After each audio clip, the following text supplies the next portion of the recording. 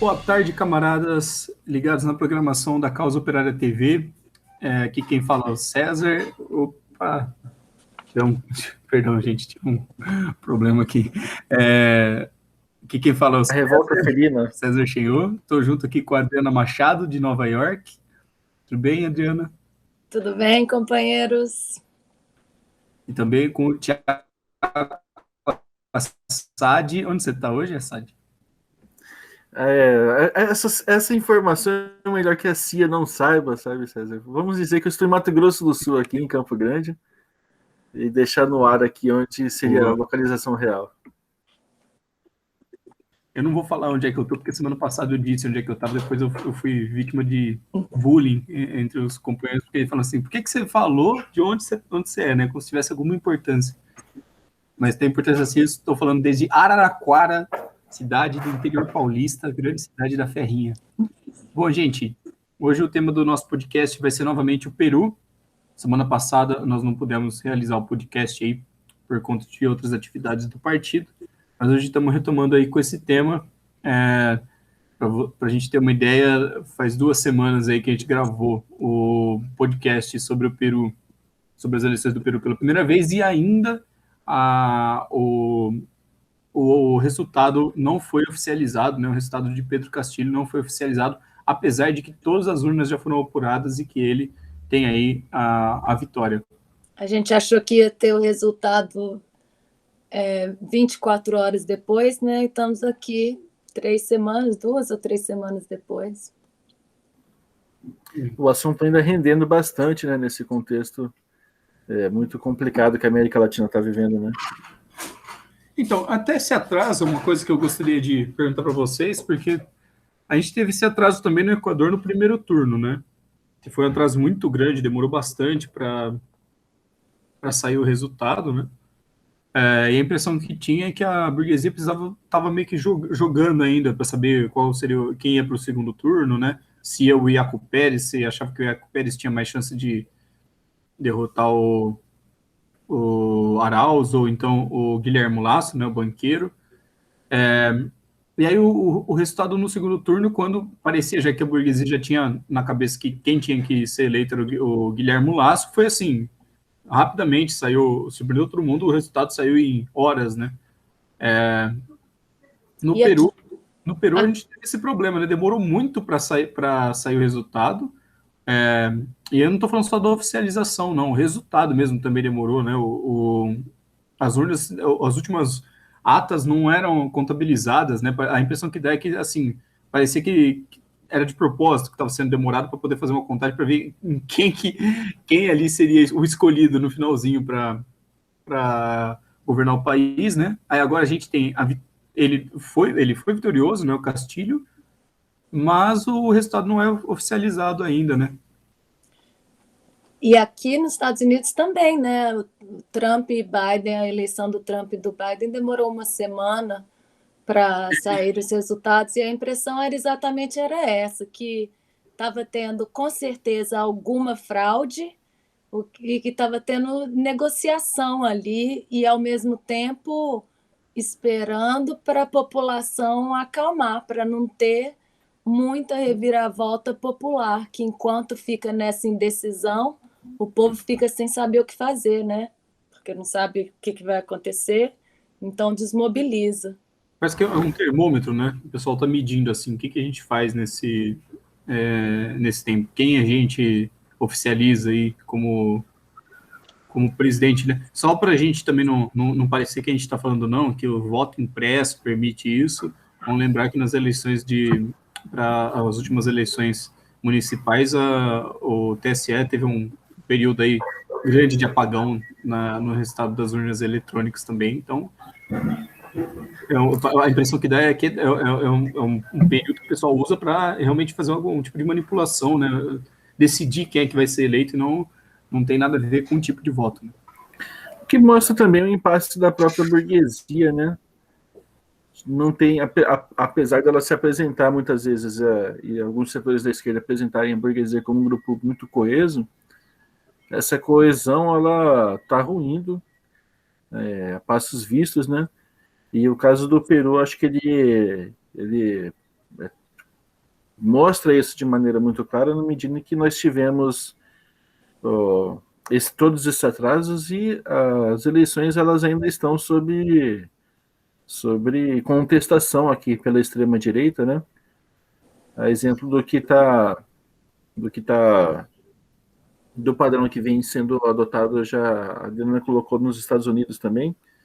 A imprensa vem questionando o questionamento feito pela Fujimori, falando que ela está alegando fraude sem apresentar provas. Mas todo mundo, ela fala essas coisas porque finalmente a população inteira sabe que as eleições são uma fraude, isso no mundo inteiro. Esse assunto é muito popular e a esquerda não deveria ser ser avalista, né? Isso do regime político, mas polarizar mesmo, né? Que é uma coisa que o Pedro Castilho não tem feito, né? Ele tem chamado a população a uma atitude muito conservadora, a aceitar, a guardar, a não se manifestar, né? Enfim, a guardar a posição oficial, tudo, que é uma posição muito ruim de ser adotada no momento em que o regime está mostrando abertamente que ele é viciado, que ele é fraudado, que ele não atende a população. Se bem que a população acabou saindo às ruas mesmo assim para defender a eleição do Castilho, né? A população está na rua. É uma coisa muito positiva isso. Eles também tiveram lá o 19 de junho deles, né?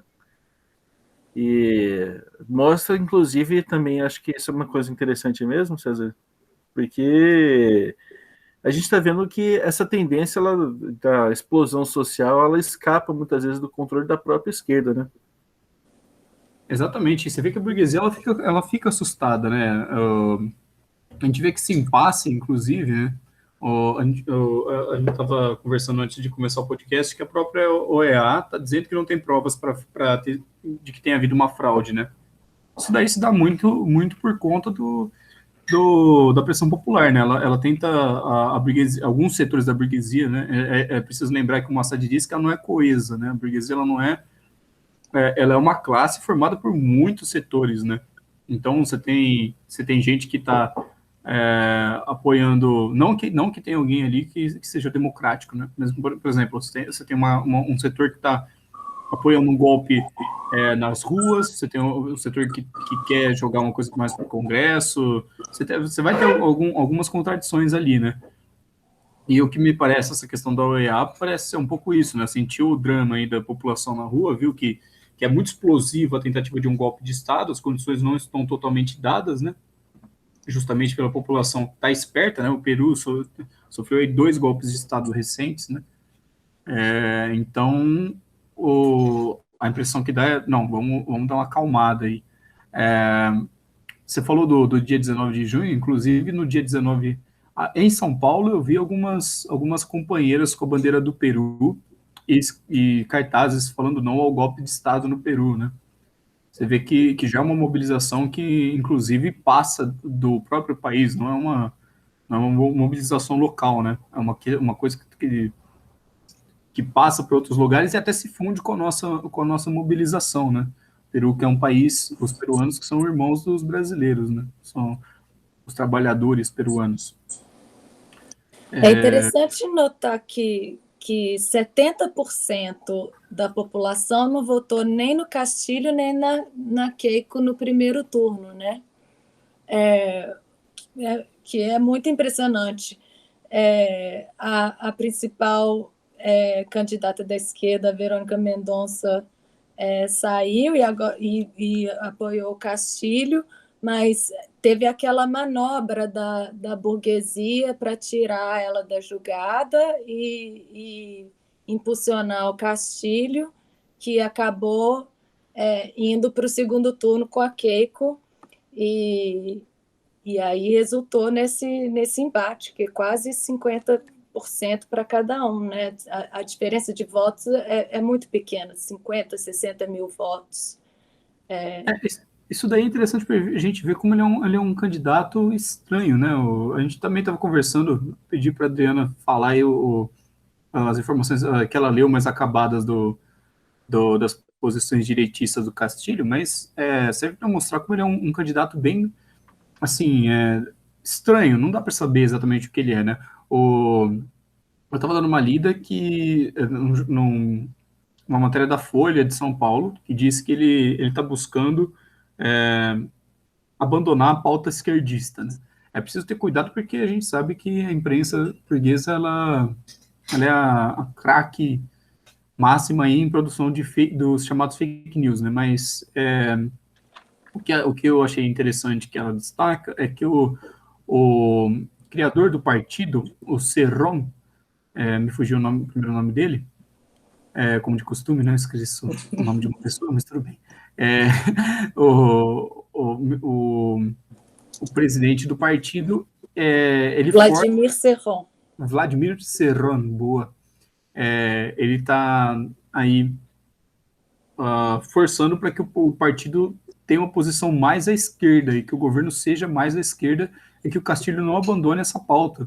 Inclusive, a Folha acusa, assim, ele de colaborar com a ditadura venezuelana, né, essas paradas com os chavistas e tudo mais, né, o Cerrón.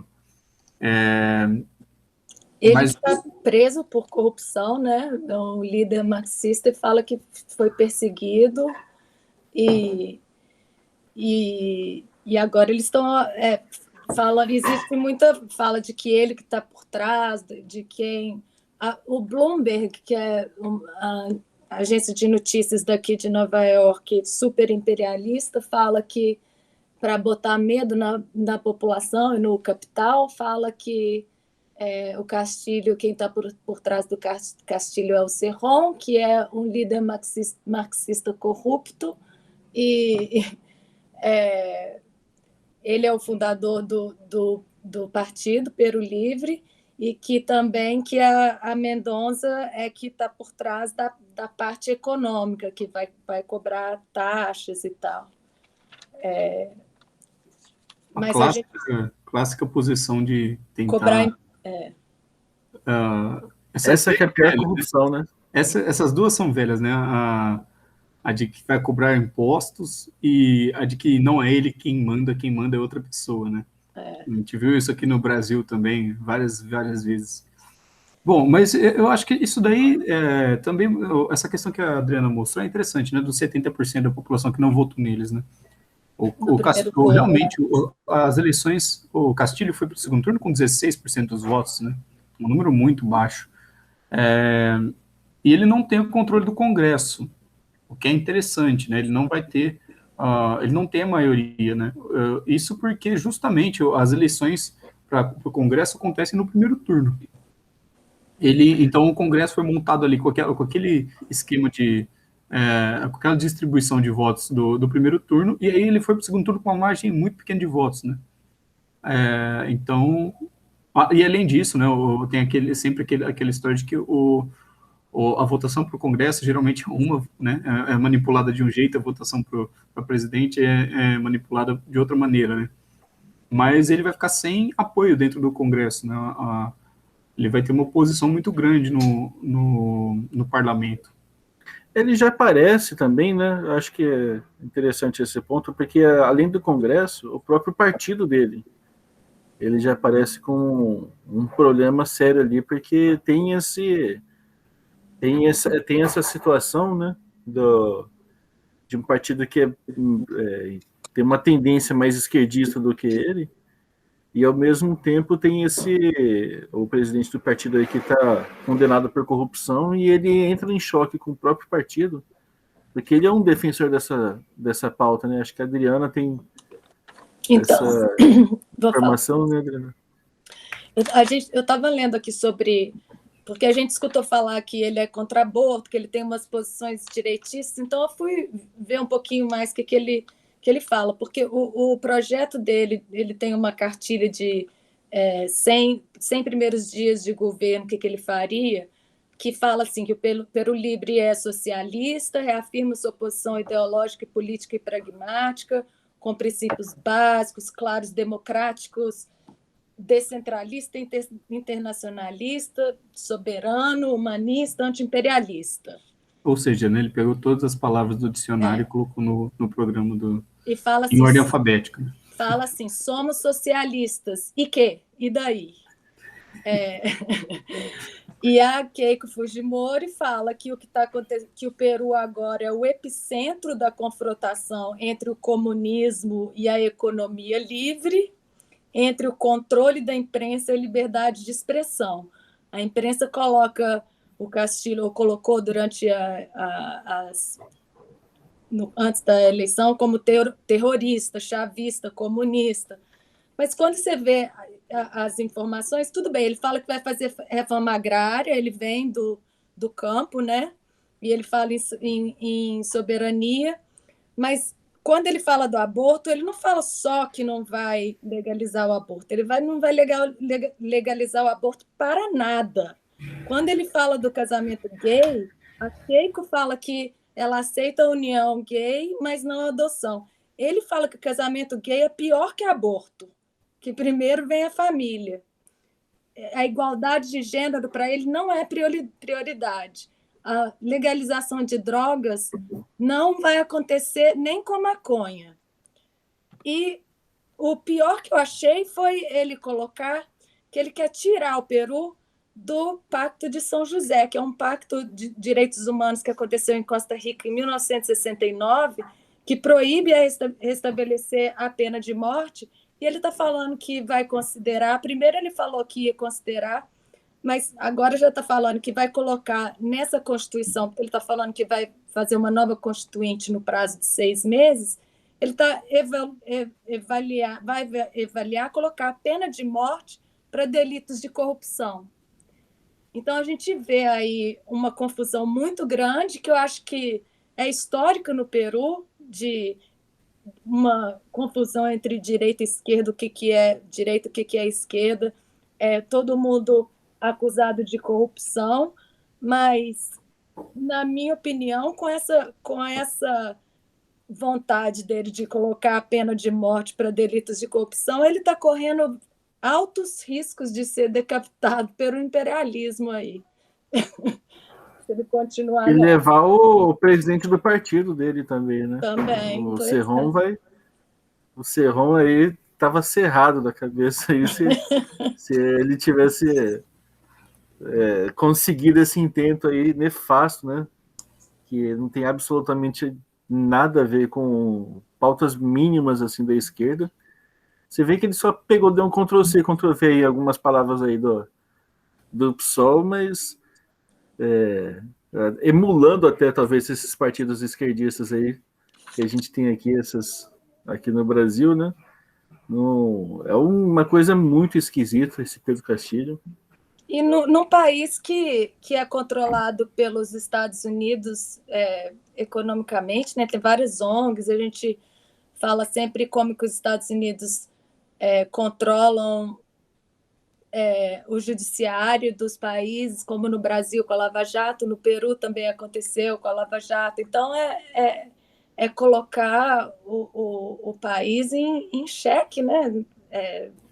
A disposição do imperialismo para vários golpes. A gente que já viu aí que saiu mais uma carta de militares sobre golpes de Estado, né? A gente que começou lá na França, teve carta de militares falando de golpe de Estado, teve na Espanha, teve aqui nos Estados Unidos na época da eleição com Trump, e agora no Peru os militares se pronunciaram falando que o exército devia reconhecer a vitória do Castilho. O Francisco Sagasti, o presidente interino, falou contra, né, essa carta, falou que é nociva ao Estado de Direito, e a gente tem a Human Rights Watch, Observatório de Direitos Humanos, junto com a OEA aí, falando que não teve fraude, mas a Keiko Fujimori entrou com mais de 800 processos, são vários advogados, os mais importantes advogados do país, para contestar a eleição, né? Isso daí é interessante porque demonstra mais uma vez, né, o que a gente vem falando há muito tempo, que o período atual da América Latina É um período de golpes de Estado e de grandes mobilizações populares. É um embate entre essas duas coisas, né? O golpe de Estado por um lado e a mobilização popular de outro. Essa carta dos militares mostra como os militares do Peru estão alinhados aí com a política imperialista, né? E que eles pretendem dar um golpe de Estado no país. O fato do Sasgati, aí, Francisco Sasgati, presidente do Peru, ter dito que ele é contrário a isso daí, é a mesma coisa que a gente aqui no podcast falar que a gente não quer que tenha golpe no Peru. Não muda nada, porque o cara não é nem. Ele é o terceiro na linha sucessória dos presidentes do Peru. O Pedro Paulo Kuczynski, né, o PPK, caiu, foi vítima de um golpe de Estado. O Martim Vizcarra caiu, vítima de um golpe de Estado, né, o sucessor do PPK. E aí, esse Francisco Sasgati, na realidade, ele é o quarto, porque depois do Martim Vizcarra, teve um presidente o Manuel Merino, foi presidente do Peru por 5 dias, um negócio assim, a população derrubou ele, e o Sasgati veio depois, ou seja, ele não tem controle nenhum do Estado, né? Se o presidente da República eleito pode ser derrubado por um golpe de Estado, esse cara aí não é nada, ele não garante nada, né? Ele contra as Forças Armadas peruanas não sei, é uma luta de, sei lá, é a mesma coisa que você enfrentar a mobilização da Paulista sozinho, né? Trocar soco com as 100 mil pessoas que foram na Paulista e de fora Bolsonaro. Não, ele não apita nada, né? Então, se as Forças Armadas decidirem que querem tomar o país, o controle do país, derrubar o Castilho, né? Ou então não permitir a posse dele, a única coisa que pode garantir que ele seja presidente, né, que o resultado das urnas seja respeitado, é a população na rua. É a única força que pode garantir isso daí, né? Tá claro, né, a gente tinha dito aí no último podcast que estava claro que independente do resultado que fosse acontecer, o que viria seria uma tentativa de golpe de Estado, de alguma maneira. Ou eles iriam fraudar as eleições, se eles não fraudassem as eleições e deixassem o Castilho ganhar, eles iriam tentar derrubar ele ou por um golpe armado, ou então por um golpe através do parlamento, né? Então, o que existe aí é um golpe de Estado contra a população, e o que pode barrar isso daí é a própria população na rua. E só mais uma coisa sobre esse assunto que eu gostaria de acrescentar, antes de passar a palavra, mais uma vez, isso daí demonstra que não é uma coisa local. Os golpes de Estado estão acontecendo em vários lugares da América Latina e do mundo, né? E não só nos países oprimidos, né? A gente viu, por exemplo, o pessoal concorde ou não com a gente, o que aconteceu nos Estados Unidos foi uma fraude eleitoral também, desde o começo, né?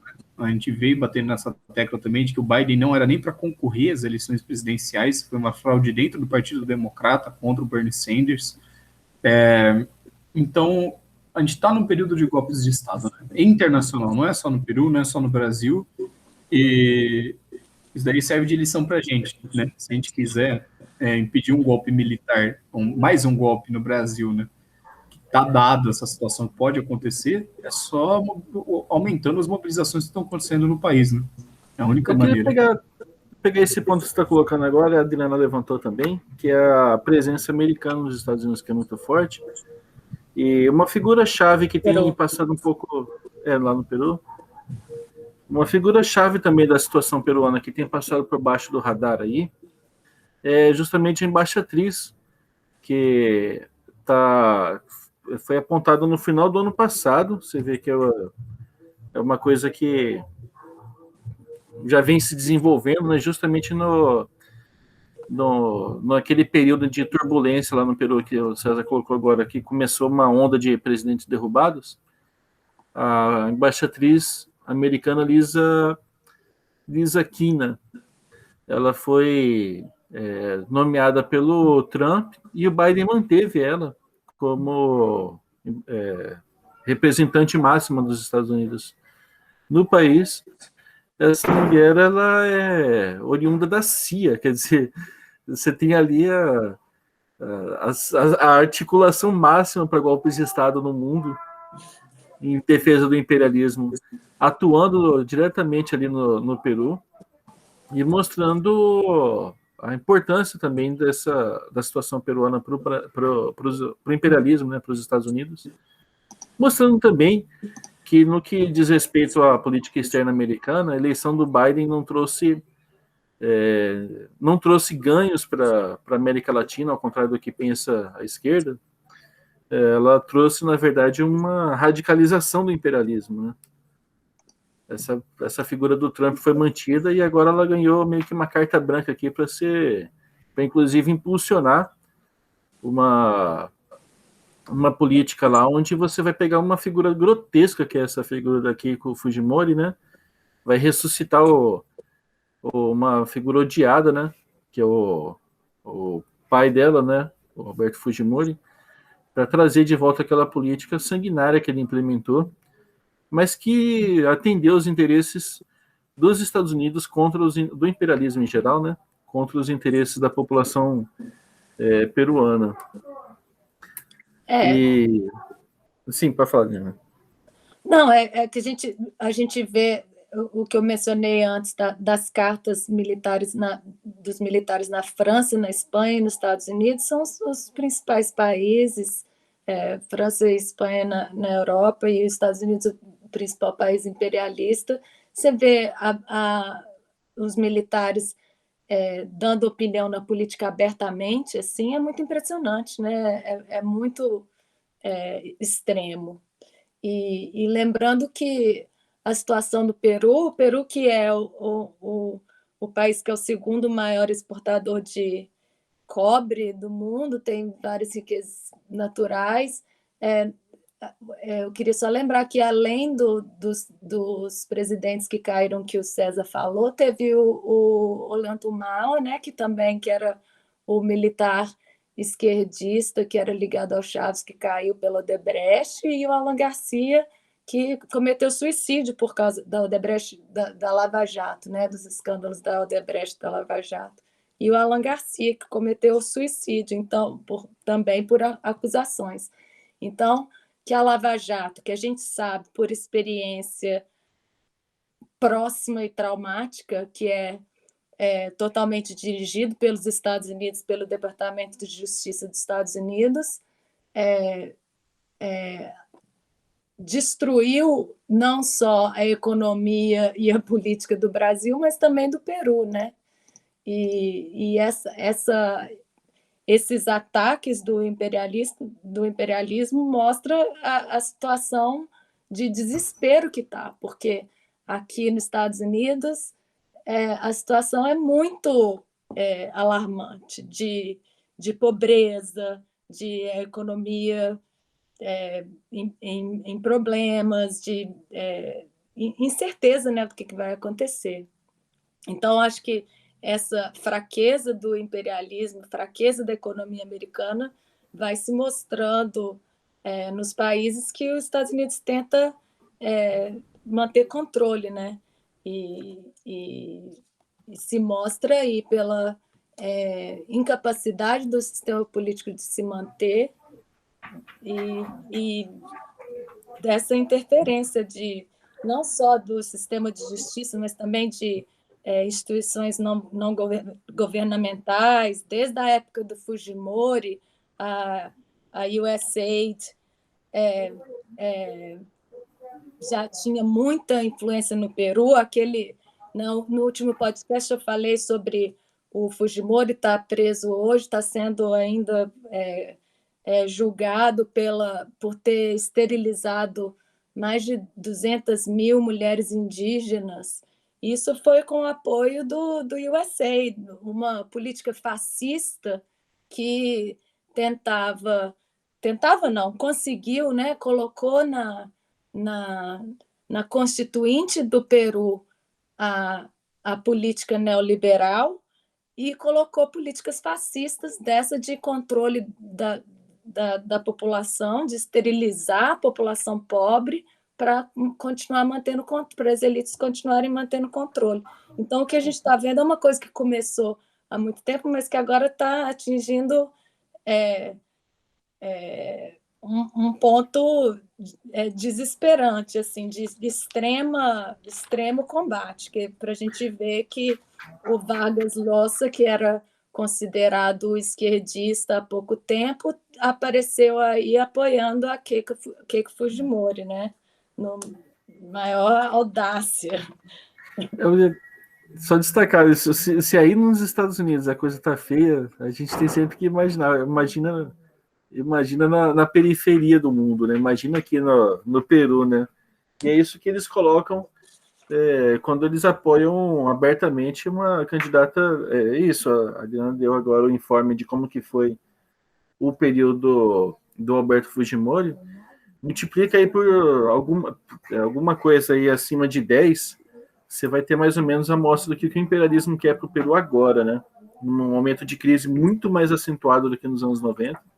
Pelo contrário, nos anos 90, o imperialismo passou por um período de ascensão aqui, só que isso já há 10 anos, há mais de 10 anos, né? Desde 2008 a crise explodiu, e agora a gente está vendo ela se acentuar de maneira muito dramática, deixando esse sistema global de opressão ainda mais monstruoso e mais inescrupuloso para conseguir manter aqui os seus interesses e manter os lucros, né, da sua margem, dessa burguesia, né? E o resultado é a morte da população, a morte e o sofrimento da população, que a gente vê que o Peru hoje é o país que, de longe, tem o maior número de mortes por Covid do mundo, por milhão de pessoas. Eles têm 5,8 mil pessoas mortas por milhão, em primeiro lugar no mundo. Em segundo lugar, vem muito atrás a Hungria, com 3 mil pessoas mortas por milhão, e o Brasil tem 2,3. Agora você imagina. Deixar a população passando fome para morrer. Então, eu acho Isso que porque assim, houve uma revisão, né? Se houvesse essa revisão em todos os países, né? Houve a revisão no nós Peru. provavelmente conquistaríamos o primeiro lugar fácil. Né? Houve a revisão no Peru, e depois da revisão eles aumentaram em 3 vezes o número de mortes e passaram disparado para primeiro lugar. Ou seja, quem sabe o que vai acontecer quando... Aqui nos Estados Unidos a gente fala 600 mil mortes, mas tem vários estudos que falam que o número é de 900 mil. É isso, e a gente tem mais outro exemplo concreto disso, né? Porque, apesar de tudo, tá pouco ainda para o imperialismo. Você tem que drenar ainda mais o Peru para conseguir manter o imperialismo de pé aqui nesse momento onde ele está profundamente debilitado e precisa dos recursos parcos aqui que o regime peruano tem destinado à população e que não podem ser destinados à população porque tem que atender ao centro do imperialismo, né? Esse negócio do coronavírus é interessante porque isso está no editorial do meio que o Estadão, assim, lá do Peru, La República, sobre como está esse problema também do coronavírus, porque o regime do Sagasti, isso que o César falou, ele não é nada, na verdade, ele fica fazendo esse monte de demagogia. Um Temer, né? Um Temer da vida, ele é totalmente fantoche lá.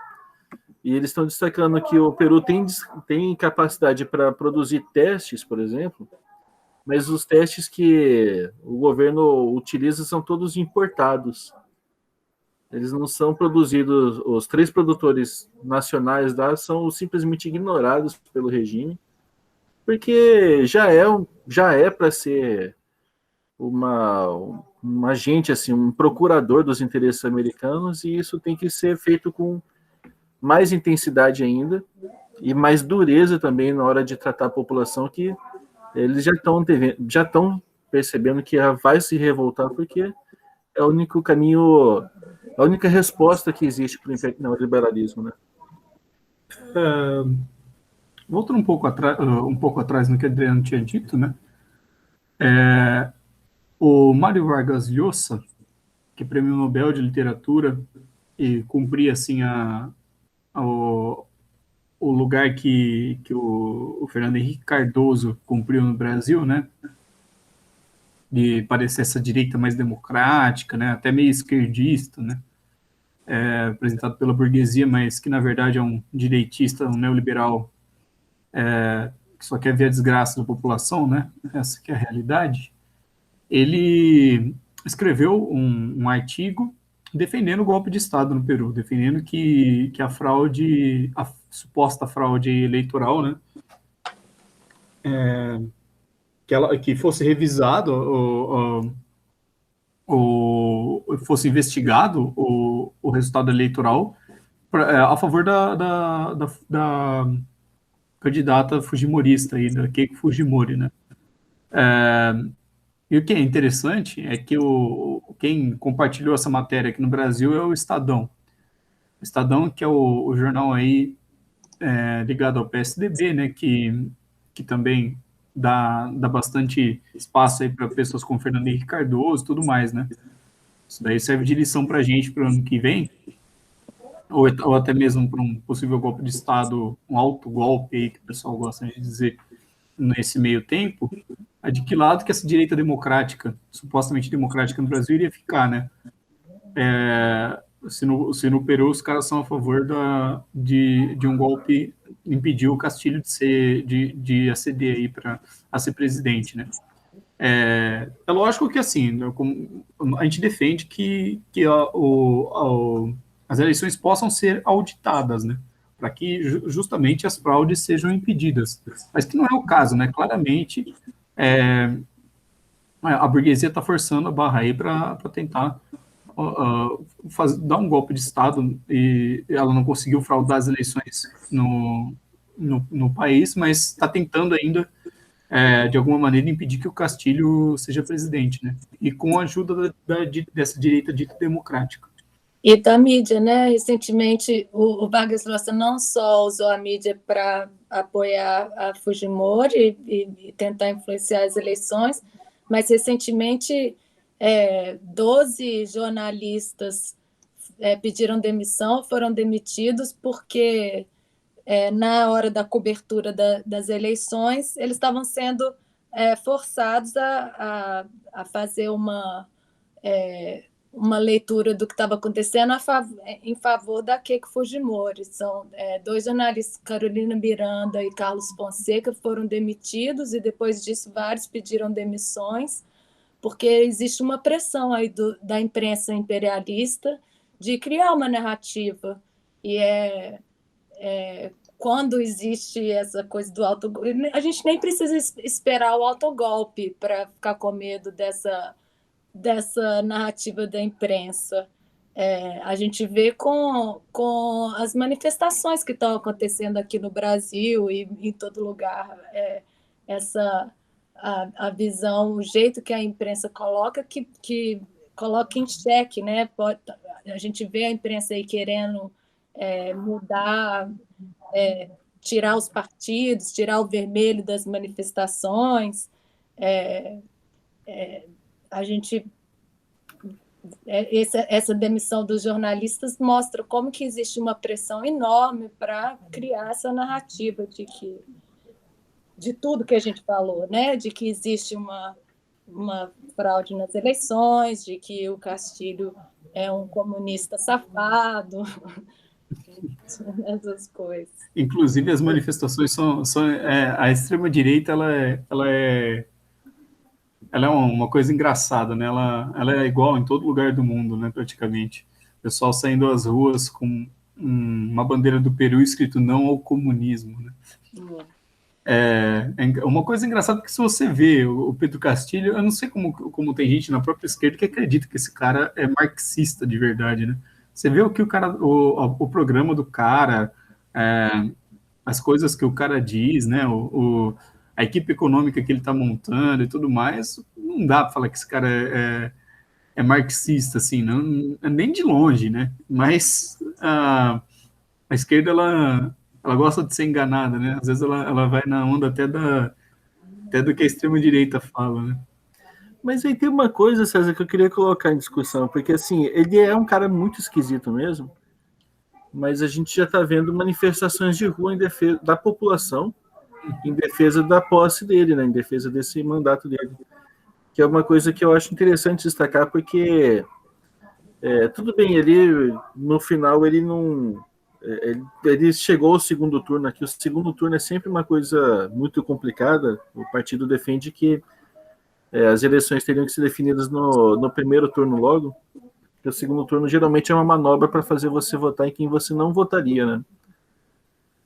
E aí, nesse sentido, ele reforça ainda o caráter esquisito dele. Mas à medida que você começa a ter manifestações de rua da população na defesa da posse desse cidadão, por mais que ele seja esquisito, fica essa coisa. Será que ele teria condições políticas de ser tão reacionário quanto ele aparenta ser, né? E ele dá muitos indícios de ser também. Eu penso isso também, porque você vê que ele até chegou a dizer, né, não, vamos à rua, né, contra o golpe, mas você vê que ele tenta frear, né, a mobilização. Porque você imagina se realmente a extrema-direita e a burguesia resolvem dar um golpe, tentar finalmente dar um golpe de Estado e a população impede isso, derruba essa tentativa, ele não vai conseguir fazer um governo aí que não nacionalize muitas das empresas que foram privatizadas no governo Fujimori, que não tem uma pauta mais democrática, né? É muito difícil, cara, se a população se crescer a mobilização em torno dele, né? De impedir que o golpe aconteça, ele continua com essas posições reacionárias, né? A população não ia impedir um golpe da extrema-direita para permitir a pena de morte no país. Isso daí é uma coisa fora de cogitação de acontecer, né? Teria que ser teria que acontecer uma coisa muito estranha aí para ele conseguir implantar uma coisa do tipo. Então, eu também tendo a concordar com isso daí. Se a mobilização crescer, ele tende a ser muito pressionado, né? E por isso que, se ele não for, a população pode acabar ultrapassando ele, né? Passando ele para trás. Tem outra coisa também, né? Na medida em que ele continua mantendo essas posições direitistas, o que pode acontecer muito bem é a população simplesmente não sair de casa. Por que você vai sair de casa para tentar correr o risco de levar uma bala de borracha no olho para o cara trazer pena de morte para o país, coisa que nem a Keiko Fujimori conseguiria, tá ligado? É uma coisa meio contraditória, né? Então, eu acho que é muito complexa essa situação, né? Mas eu também acho. Se ele for apoiado nas ruas, é difícil dele ter uma posição tão reacionária assim. Ele foi eleito porque ele tem pelas posições a favor do povo, né? A Newsweek fala que ele foi eleito como opção transformadora autêntica proveniente do Peru profundo. E ele fala que quer a vacina russa e cubana para o povo. Fala que quer... Não tem jeito. É complicado o nome do país, o né? Peru profundo não passa assim em branco. Mas esse...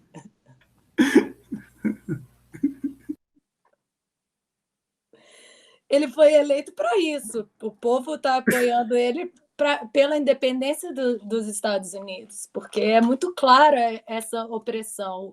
O Peru é um dos países mais pobres. A população do campo é muito pobre.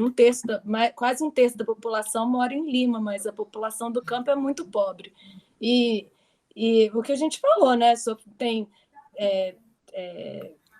programa de esterilização, tem base americana apoiando narcotráfico, Isso tudo pesa muito, e o povo está contra isso, e está na rua. Então, o que a gente tem que ver, a gente tem que apoiar e estar na rua junto, né? Temos que continuar na rua, não podemos sair da rua porque a situação está muito crítica, tá, com certeza numa época de definição, né? Eu acho que...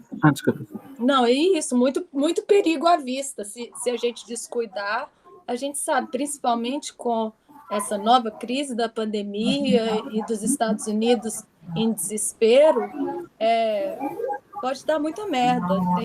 O povo acho que não sai da rua mais não, vamos ver.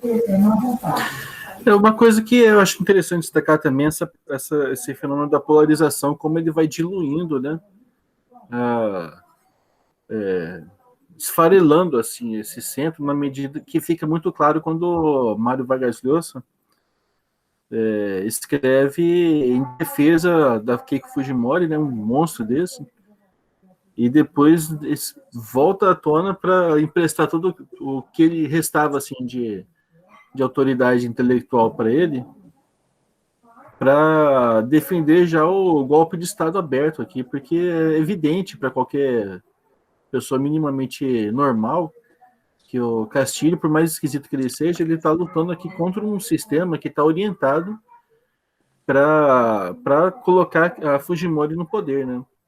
Ele contra a vontade dele, aparentemente, mas ele está capitalizando aqui uma oposição a isso e aglutinando aqui um respaldo popular que se dá em função de uma polarização da população contra o fujimorismo, né, a extrema-direita, que é o interesse mais acabado, o grupo mais acabado aqui de defesa do imperialismo. Acho que isso que o Mário Vargas Llosa deixa muito claro, que eles estão dispostos a ser monstruosos mesmo, tanto quanto o fujimorismo já foi e se apresenta para ser, inclusive cerceando, fazendo todo tipo de loucura, cerceando a imprensa, demitindo jornalistas, enfim, fazendo essas barbaridades, além das barbaridades tradicionais, incrementando ainda mais no contexto da pandemia, né, para que o Peru seja um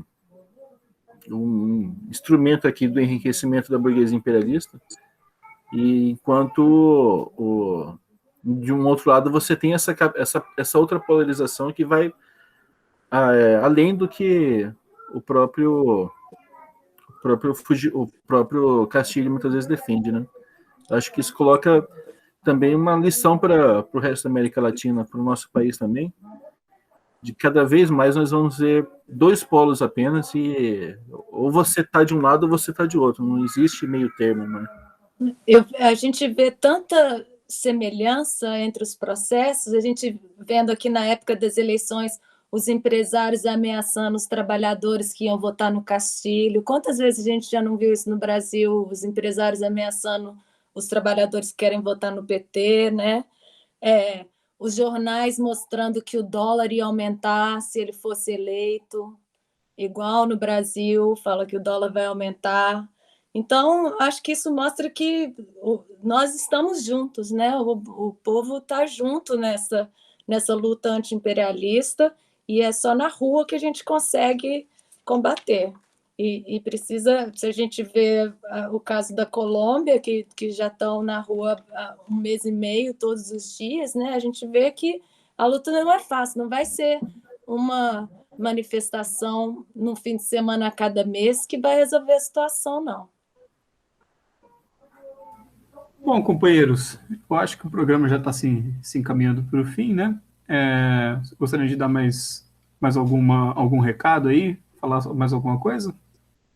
É só destacar que, se você curtiu esse programa, transmita também para que outras pessoas curtam, compartilhem. Vamos pedir aqui, vamos lembrar sempre que nós não contamos aqui, ao contrário da Keiko Fujimori e de outros direitistas, nós não contamos com o apoio dos imperialistas, muito pelo contrário, nós desprezamos essa gente, e nós fazemos isso, questão de reafirmar isso, porque nós dependemos fundamentalmente do apoio popular Então, reforçando aqui a importância dos companheiros curtirem, compartilharem tanto a Causa Operária TV quanto o canal Internacionalismo, difundirem ao máximo o nosso conteúdo e apoiarem também financeiramente, na medida que da capacidade aqui dos companheiros, para que a gente consiga manter toda essa estrutura no ar. Eu queria falar que, aproveitando esse lema aqui do Castilho, somos socialistas e que, eu acho que a gente tem que gritar o mais alto possível. Somos comunistas, sim, com muito orgulho, e vamos lutar até o fim contra a opressão imperialista. Boa, nada de verde e amarelo nas manifestações, né? Vermelho com muito orgulho. Bom, companheiros, então nós vamos ficando por aqui. Gostaria de pedir aí também que o pessoal curtisse esse vídeo, compartilhasse, que o pessoal que não é inscrito se inscrevesse no canal da Causa Operária TV e também se inscrevesse no novo canal de matérias internacionais do PCO, que é o canal Internacionalismo. Lembrando aí que quando o canal chegar a 1.000 inscritos, a nossa companheira Adriana Machado vai fazer uma live, né? Que aí a gente vai ser permitido fazer uma live. Ela vai fazer uma live visitando aí a casa do Cristo. Todo mundo odeia o Cristo, mora perto. Eu ficaria pedindo $1 ali ainda. Exatamente, ela vai entrevistar o cara. Não, brincadeira, mas essa daí é verdade. Ela vai mesmo fazer essa live quando a gente puder fazer live, né? Ela vai visitar aí também o Central Park, né? Quem gosta de Friends. Eu vou querer visitar a casa do Trotsky, lá no Bronx, quando o Trotsky morou aqui em Nova York. Boa, essa aí eu Boa. prometo. Não, aí é mais interessante ainda. Ela vai fazer isso daí por meio de uma live. A gente precisa de 1.000 inscritos para poder fazer uma live. Então, por favor, compartilhem aí esse vídeo, se inscrevam no canal Internacionalismo, na Causa Operária TV. Pedir também para o pessoal se inscrever nos outros canais da Causa Operária, né, o Procultura, Música de Classe, para a gente fortalecer essa imprensa de esquerda, imprensa progressista, imprensa operária contra a burguesia. Aí é necessário a gente fazer crescer essa imprensa para poder desmentir o que a burguesia fala e para poder também levar adiante a política marxista, a política trotskista, revolucionária para os trabalhadores, para a gente acabar com esse sistema que a gente vive e poder viver num sistema muito melhor, que seja baseado aí, que seja comandado aí pelos operários de todo o mundo. E semana que vem o companheiro Vasco volta. Exatamente, semana que vem o companheiro Vasco volta, talvez não debatendo esse assunto que nós debatemos hoje, né, do Peru, mas debatendo outros assuntos, né? Vamos ver como tudo se desenrola. Companheiros, também gostaria de fazer uma propaganda aí, pedir para os companheiros entrarem no site Escola Marxista, deixa eu lembrar como é que é o site aqui, escolamarxista.pco.org.br, se inscrever aí nos cursos que a gente está fazendo em várias cidades aí do Brasil, e até internacional, né, Adriana? Está rolando aí o curso internacional da Escola Marxista, que vai debater o tema bolchevismo e stalinismo, que visa esclarecer aí a população sobre sobre qual é a política revolucionária dos bolcheviques, qual foi realmente a política do partido bolchevique, esse partido que fez a Revolução Russa, e o que se transformou a União Soviética após a burocratização e a chegada do Stalin ao poder aí do aparelho da União Soviética, né? Então, um tema muito importante aí, que visa esclarecer a população e impedir esse stalinismo de ganhar notoriedade novamente, essa desgraça que foi para o movimento operário. E mostrar que muito dessa imagem que as pessoas têm do comunismo vem da ditadura stalinista, né? Não tem nada a ver com o comunismo. Exatamente, essa parte reacionária, né? Isso, a escola marxista a gente já fez aqui no exterior uma em inglês e a próxima em português está no site escolamarxista.pco.org.br. Muito bom. Também aproveitando, deixa que a gente falou da escola marxista. Mês que vem, né? Mês que vem tem a Universidade Marxista com o tema Democracia e Revolução, que visa aí também esclarecer que não há oposição entre a luta pelos direitos democráticos da população e a luta pela revolução operária, né? É uma confusão que muitos setores fazem, né? Muitos setores, inclusive, são antidemocráticos, pensando que isso daí vai fortalecer a luta pela revolução. Esse curso visa esclarecer e debater esse assunto, né? Se você quiser se inscrever, vai ser de grande valia para o seu crescimento político. As inscrições são feitas pelo site universidademarxista.pco.org.br. O curso vai contar com aulas do companheiro Rui Costa Pimenta, uma oportunidade aí incrível, até de você fazer perguntas enquanto você está assistindo os vídeos do companheiro Rui, né? Também os vídeos vão ficar lá por mais tempo, você vai poder assistir depois, vai contar com uma enciclopédia própria, com material próprio, exclusivo aí, muito importante para a sua formação política. Mais algum recado, companheiros? Acho que é isso. Até a próxima semana que vem a gente está de volta com mais Um Mundo em Uma Hora. E é claro, né, só para terminar, consultem os militantes do Partido da Causa Operária para você adquirir jornais, né, o Jornal da Causa Operária, adquirir livros e também as rifas que a gente está utilizando, a gente está vendendo rifas para fazer material pelo Fora Bolsonaro. Bom, companheiros, até a próxima segunda-feira. Um abraço a todos aí, continuem ligados aí na programação da Causa Operária TV e do canal Internacionalismo. Abraços a todos, tenham uma ótima semana.